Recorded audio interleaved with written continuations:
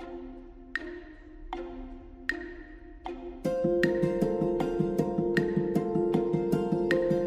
my name is Benny, the founder of Aba Conference. This video contains with lots of precious information and some exciting stories by our Alpha speaker, multi-million-dollar entrepreneur, motivator, and best-selling author, Mr. Bong Chandra.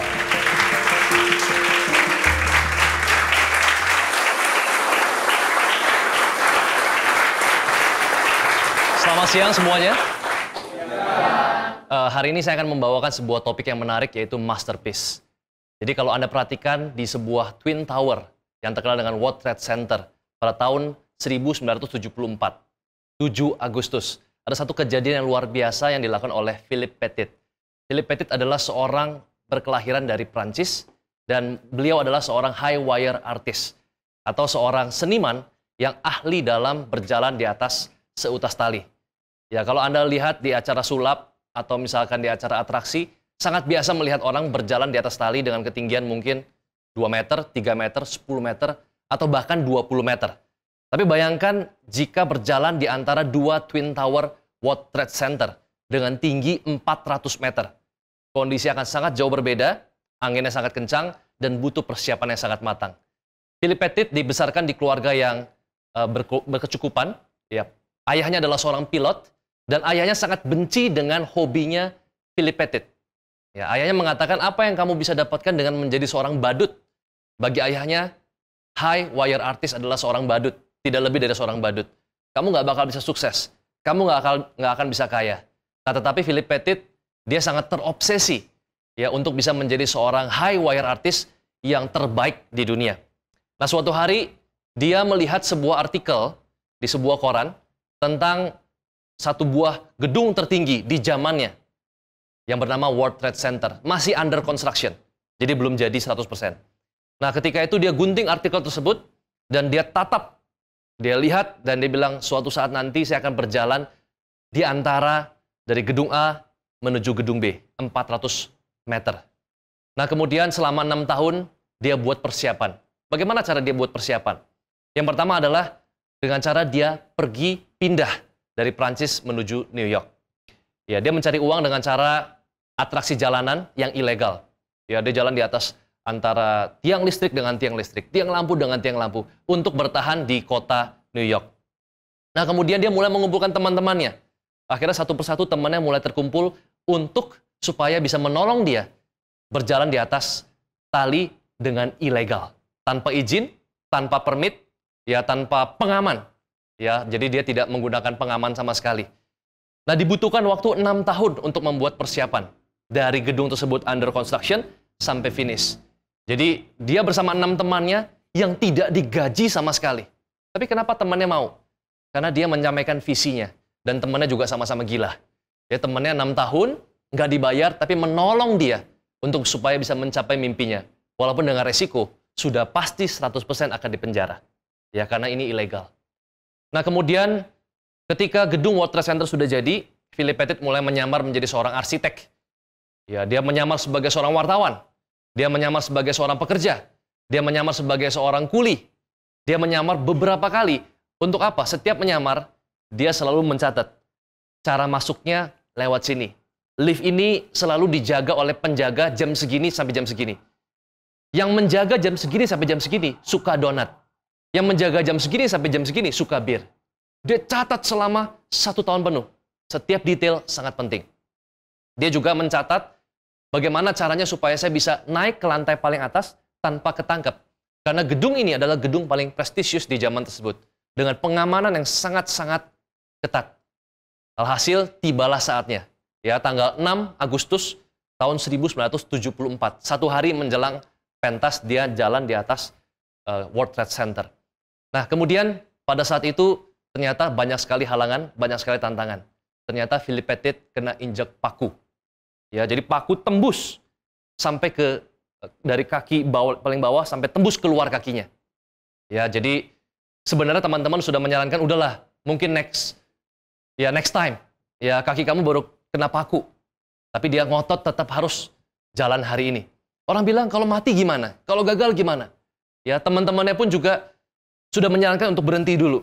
Ya, akhirnya dia tetap ngotot, dia tetap keras kepala, dan dia mencoba untuk menyamar menjadi kuli bangunan untuk bisa sampai ke lantai yang paling atas.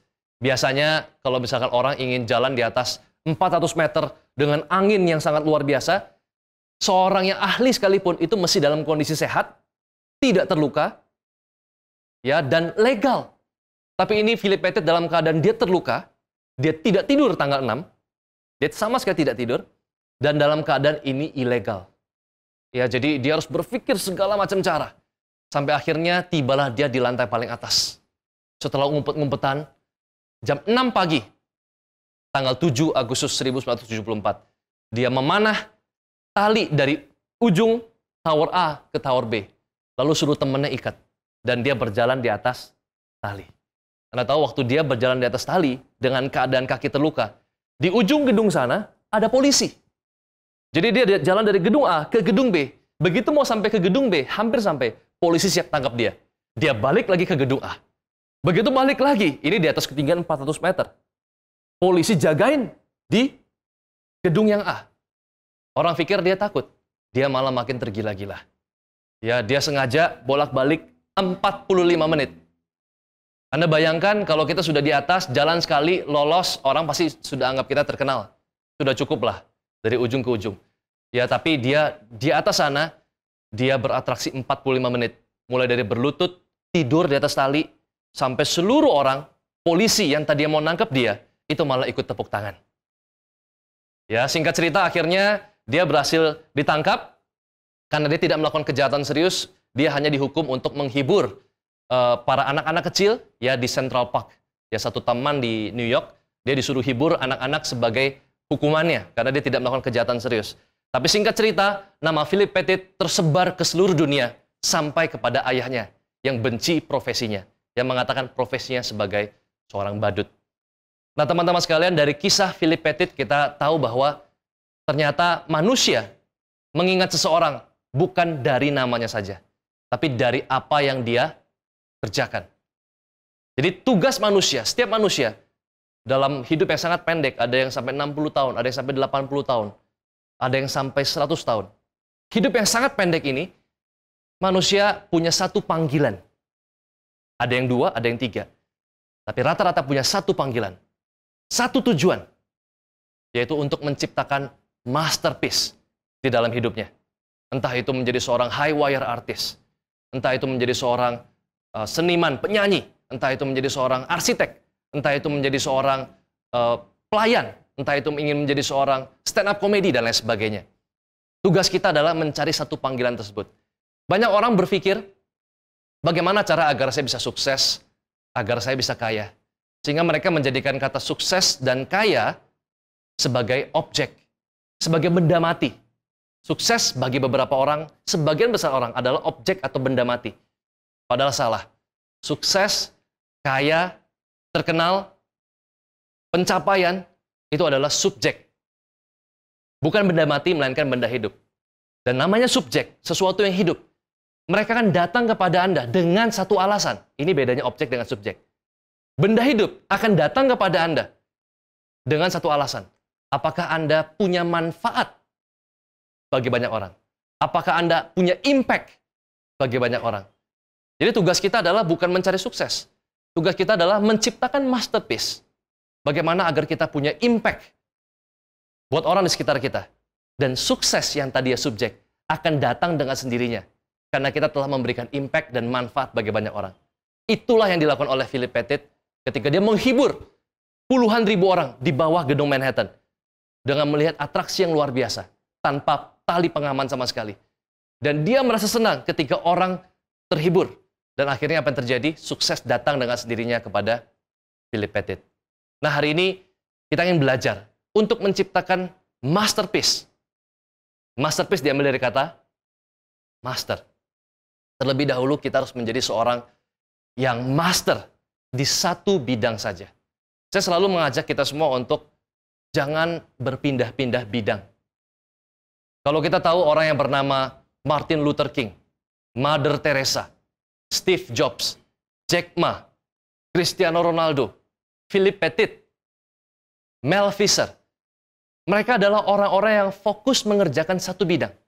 Apabila kita mengerjakan hal yang sama selama 1 tahun, kita akan terbiasa. Kalau kita kerjakan hal yang sama selama 2 tahun, kita akan menjadi ahli.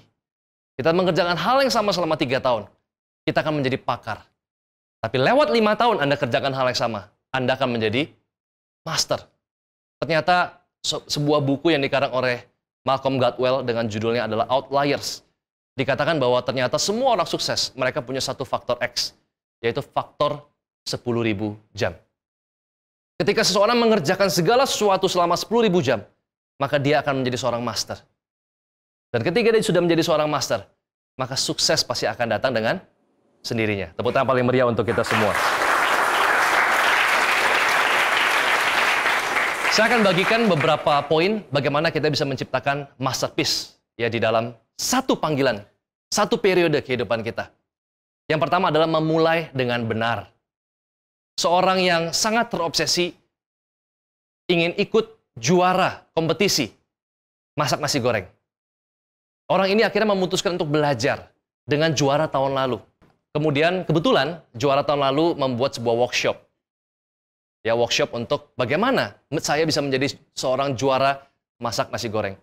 Workshop tersebut dibuka jam 9 pagi. Ya, tetapi orang ini datang jam 9 lewat 5. Jadi hanya lewat 5 menit. Tapi nggak apa-apa. 5 menit biasanya ice breaking kok. 5 menit biasanya perkenalan. Sehingga dia ikut jam 9 lewat 5 sampai selesai. Alhasil dia mendapatkan 2 poin bagaimana memasak nasi goreng yang enak.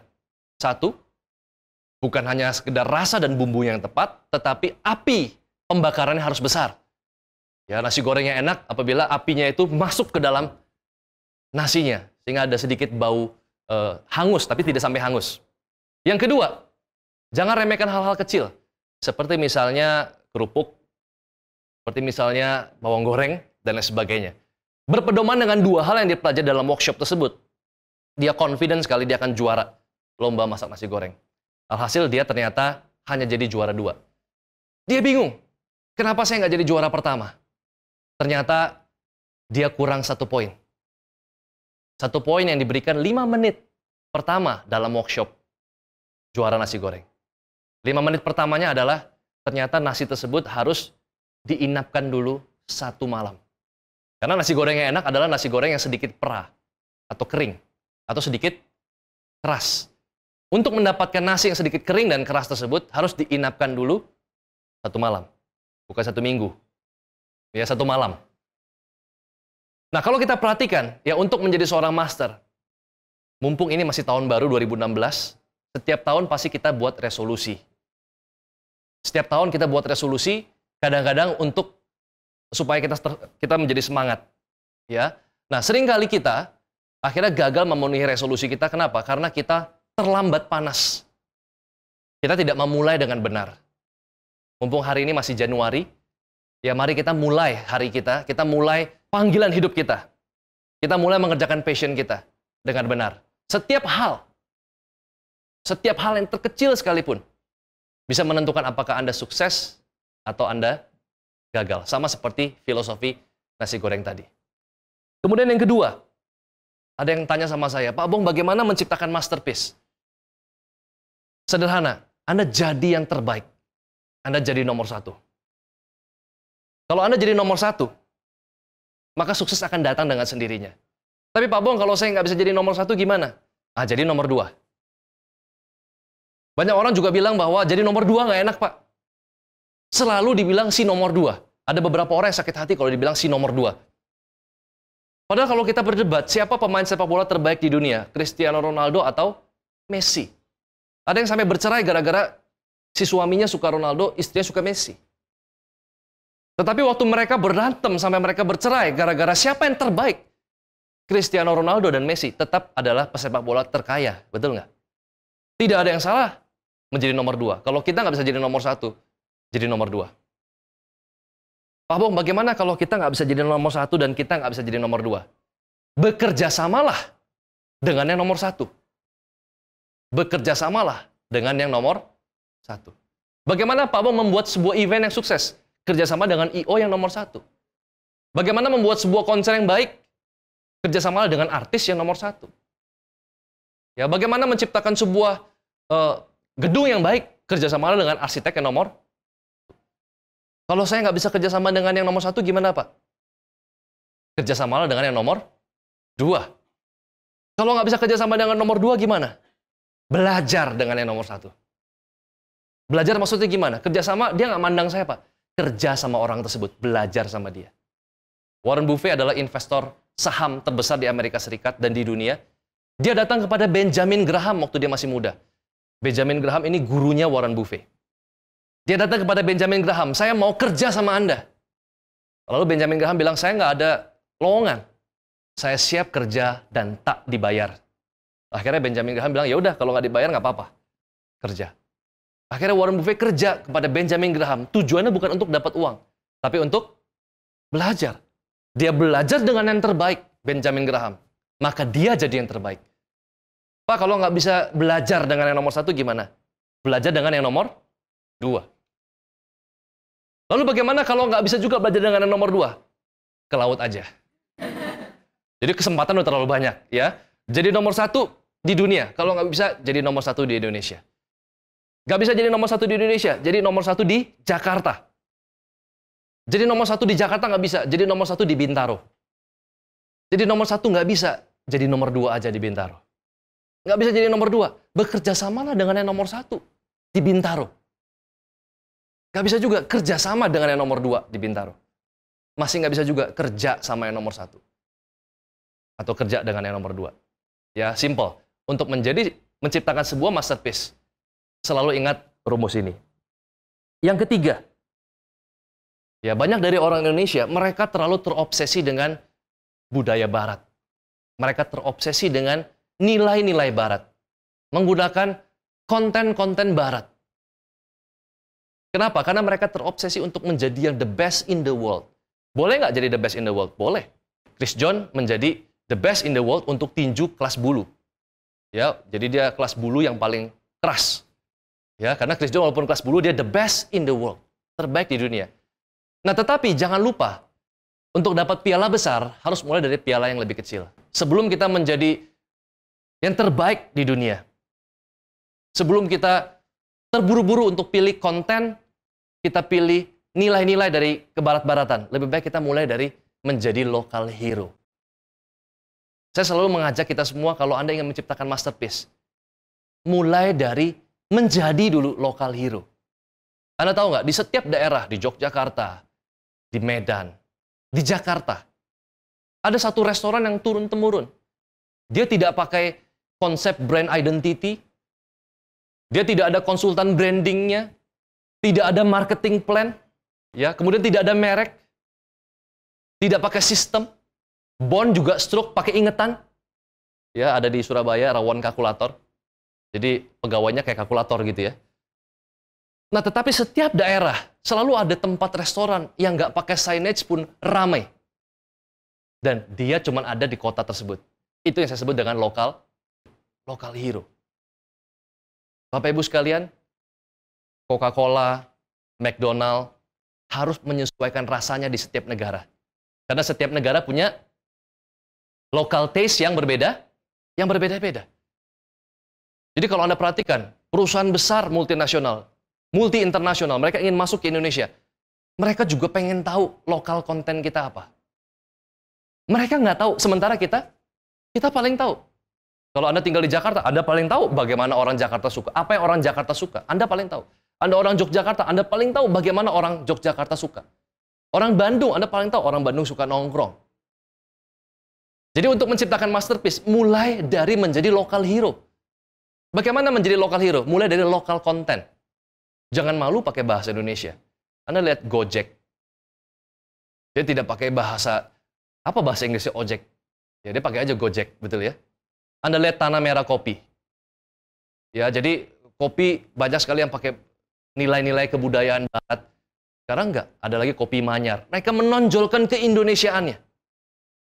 Dengan lokal konten dan local approach. Sehingga Anda menjadi local hero. Baru terakhir, global expansion. Ya, jadi apakah nggak bisa orang yang punya local content menjadi local hero bisa ekspansi global, bisa nggak? Bisa. Seperti Gojek. Ya, Gojek sekarang sudah diminati ya oleh venture capital. Ini yang sangat luar biasa. Jadi mulai menjadi lokal hero. Poin yang terakhir untuk menciptakan sebuah masterpiece di dalam kehidupan kita. Satu panggilan dalam kehidupan kita. Kita perlu dua jenis energi. Ya, untuk kita menciptakan masterpiece, kita perlu dua jenis energi. Yang pertama adalah support. Ya, kita perlu orang yang suka sama kita. Yang kedua, kita juga perlu haters. Ya, kita perlu juga kritikan. Ya, kita juga perlu diserang. Nah, bagaimana agar Anda bisa dapat dua energi? Kenapa saya katakan butuh dua energi? Karena kalau Anda hanya dibenci, Anda nggak akan semangat untuk menciptakan masterpiece. Atau Anda hanya dipuji, Anda besar kepala dan Anda nggak bisa menciptakan masterpiece. Anda butuh dua energi. Disukai dan tidak disukai. Dipuji dan dikritik. Dikasih masukan dan di-push, disupport. Bagaimana caranya supaya kita dapat dua energi tersebut? Ciptakan kesalahan. Buat kesalahan sebanyak mungkin. Ya, banyak orang takut bikin kesalahan. Di sini saya lihat sebagian besar dari kita masih muda. Ciptakan kesalahan. Ya, saya beberapa kali punya uang habis lagi. Punya uang habis lagi. Untuk apa? Buka restoran, buka bisnis A, buka bisnis B. Enggak semua sukses. Dan ketika saya buka A, buka B, ada yang gagal. Ada yang sukses. Yang sukses puji saya. Yang gagal, ya mengkritik. Nah, dua energi ini membantu saya. Ya, jadi cara terbaik untuk Anda bisa dapat energi dari orang lain adalah dengan buat kesalahan sebanyak-banyaknya. Anda tahu, Philip Pettit sering jatuh. Untungnya dia nggak jatuh di 400 meter ketinggian. Kalau dia jatuh di 400 meter, nggak ada kisah sekarang. Ya, dia pernah jatuh di air. Ya, dia pernah jatuh di pohon. Dan dia jatuh rata-rata hanya 3 step sebelum selesai. Di situ dia belajar. Ya, jangan merayakan kemenangan terlalu cepat. Rata-rata orang udah ada di atas 400 meter. Paling happy kalau apa? Tinggal 3 step lagi. Ketika tinggal 3 step lagi, mulai rasa muncul seneng dan pengen cepet-cepet selesai. Dan dia jatuh dulu di pohon dan di air gara-gara 3 langkah terakhir. Sekarang enggak. Tinggal 3 langkah lagi di depan polisi, dia balik lagi. 45 menit dia bolak-balik. Membuktikan bahwa dia betul-betul steady. Dia betul-betul tenang. Ya, jadi buat kesalahan sebanyak-banyaknya. Jatuh sekarang daripada kita jatuh nanti. Nah, kita tahu bahwa tahun 2015 adalah tahun yang tough. Ya, bukan hanya bagi saya, tetapi bagi seluruh rakyat Indonesia. Kita tahu pertumbuhan ekonomi kita tidak mencapai target. Ya, banyak penjualan otomotif, properti, retail turun. Tetapi 2015 adalah masa lalu. Sekarang kita sudah masuk ke 2016. Dan tahukah Anda bahwa di 2016 ini, pemerintah baru saja meresmikan MEA, atau Masyarakat Ekonomi ASEAN. Di mana MEA, artinya kita akan bersaing bukan hanya dengan 250 juta orang Indonesia, tetapi 700 juta dari seluruh negara-negara di Asia Tenggara. Thailand, Singapura, Vietnam, Laos, Kamboja, Philippines, dan lain sebagainya.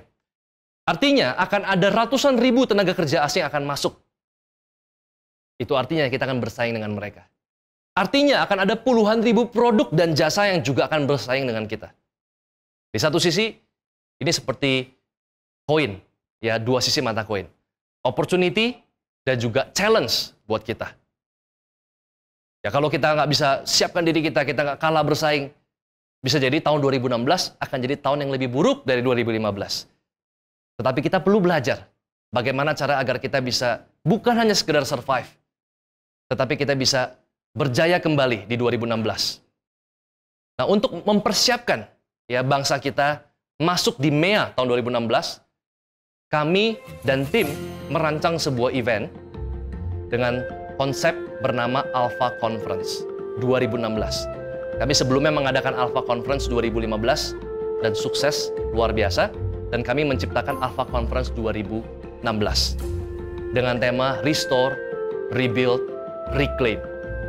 Akan diadakan pada hari Sabtu, tanggal 27 Februari 2016 di Pullman Ballroom Hotel Central Park, Jakarta Barat. Nah, apa saja yang akan dipelajari dalam event dan seminar ini? Kalau kita pelajari temanya, restore, rebuild, reclaim.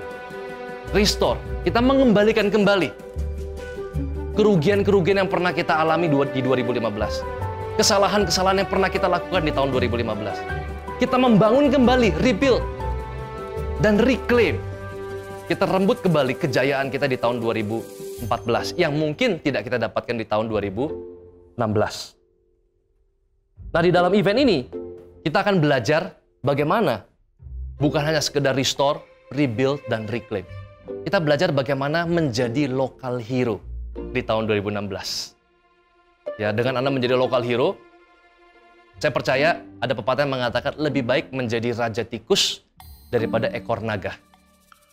Ya, nangkap, lebih baik menjadi raja tikus daripada ekor naga. Saya punya sahabat, beliau ikut seminar saya dari tahun 2010. Hampir semua seminar beliau ikuti dari tahun 2010. Beliau usia di bawah saya setahun, jadi kurang lebih 27 tahun. Dan saat ini beliau punya toko batik terbesar di Cirebon bernama Batik Trusmi. Ya, pada saat lagi lebaran, satu hari, satu tokonya omsetnya 900 juta satu hari. Bukan satu bulan. Dan itu satu toko. Beliau punya 9 toko.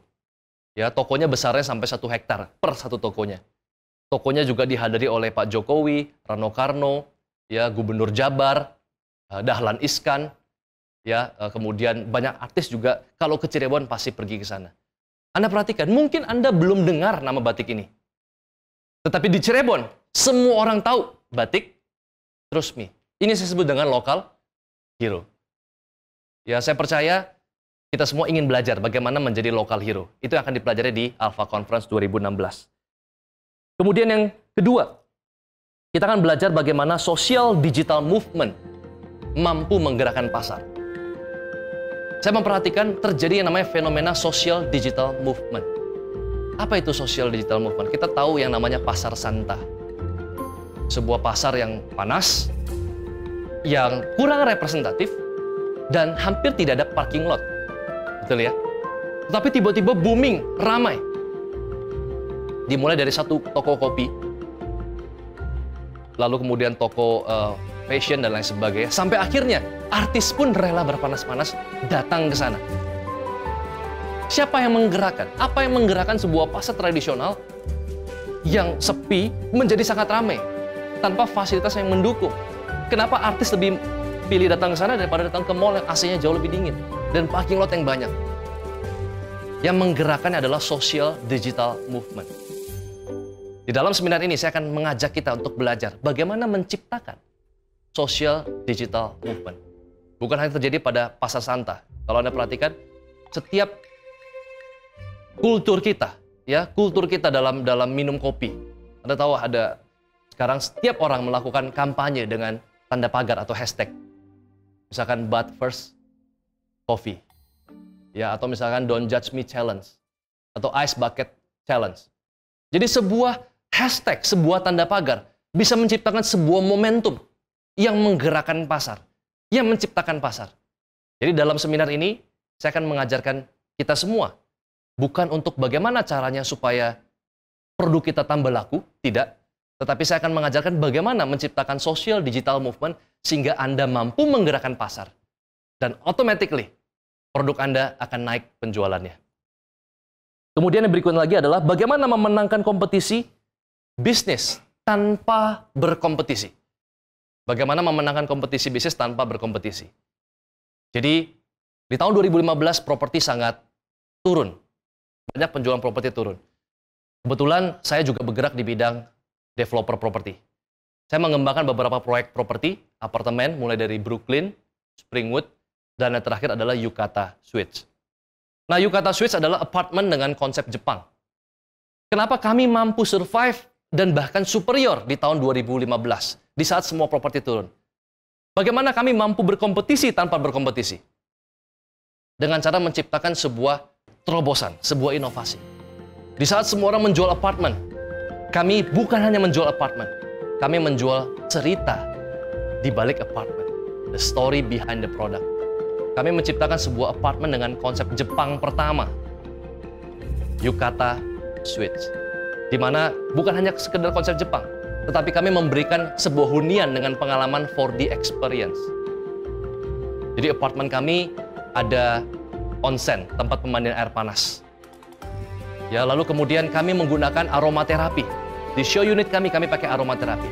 Bahkan di katalog kami, ada satu bab, tulisannya adalah Feel Me. Anda bisa pegang pakai tangan, Anda bisa cium aromaterapinya. Kita juga punya Zen Garden. Kita punya Smart Closet dengan tombol otomatis. Jadi kalau Anda dekat dengan kloset tersebut, dia akan terbuka otomatis. Ya, setiap pembeli kita berikan baju yukata. Kita buat konsep yang sedemikian rupa. Kita buat 3 konsep, precision, the luxury of silence, dan the therapy. Akhirnya apa yang terjadi? Kami mampu menjual 60% di saat orang-orang tidak mampu menjual properti. Kami akan mengajarkan bagaimana memenangkan kompetisi tanpa berkompetisi. Dan yang terakhir adalah bagaimana mengupgrade bisnis model Anda menjadi bisnis model 3.0. Apa yang saya maksud dengan model bisnis 3.0? Kenapa Indonesia hari ini cadangan devisanya kalah dengan Singapura? Cadangan devisa Indonesia 100 miliar dolar, Singapura 250 miliar dolar. Padahal Singapura tidak punya sumber daya alam. Indonesia punya sumber daya alam. Karena Indonesia hanya menjual sumber daya alam mentah. Sawit mentah, tembaga mentah, emas mentah. Jadi hanya dijual misalkan RP1. Tetapi di Singapura, ketika dia beli RP1 dari Indonesia, dia punya mesin nama smelter. Menjadi bukan lagi bahan mentah. Dan dia bisa jual RP10. Dia dapat selisih 9. Menjual barang mentah, menjual produk yang tidak bernilai tambah, itulah 1.0. Menjual produk dengan nilai tambah, itulah 2.0. Tetapi nggak cukup. Kalau Anda ingin sukses di tahun 2016, restore, rebuild, reclaim, Anda perlu 3.0. Apa itu 3.0? Menciptakan sebuah bubble. Anda perhatikan sekarang bisnis tidak lagi melihat laporan keuangan profit atau tidak. Sekarang banyak sekali perusahaan e-commerce. Betul? Dan perusahaan e-commerce yang melakukan subsidi yang besar-besaran sehingga mereka laporan keuangannya merah alias rugi. Tapi walaupun merah atau rugi, nilai perusahaan mereka bisa sampai 3-5 triliun. Dan investasi asing dari venture capital masuk bisa 3-6 triliun. Nah, saya akan mengajarkan bagaimana menciptakan sebuah produk, sebuah bisnis model, bukan hanya 1.0, bukan hanya 2.0, tetapi 3.0. Menciptakan sebuah bisnis model yang tolak ukurnya bukan lagi profit, tetapi future development dari produk tersebut. Nah, siapa yang boleh hadir dalam event ini? Yang pertama adalah apakah Anda seorang startup? Anda baru mau mulai bisnis. Apakah Anda seorang business owner yang sudah established? Kalau Anda ingin menciptakan produk baru, Anda ingin survive, Anda ingin memenangkan market leader, Anda business owner boleh ikut. Apakah Anda seorang tim sales? Penjualan Anda kurang menyenangkan di tahun 2015? Atau Anda seorang mahasiswa atau ibu rumah tangga? Anda boleh hadir dalam event ini. Nah, bagi Anda yang tertarik untuk ikut dalam event ini, Anda bisa hubungi nomor yang ada di bawah layar ini. Anda juga bisa klik websitenya. Terima kasih, saya Bong Chandra. Sukses untuk kita semua. See you at the top.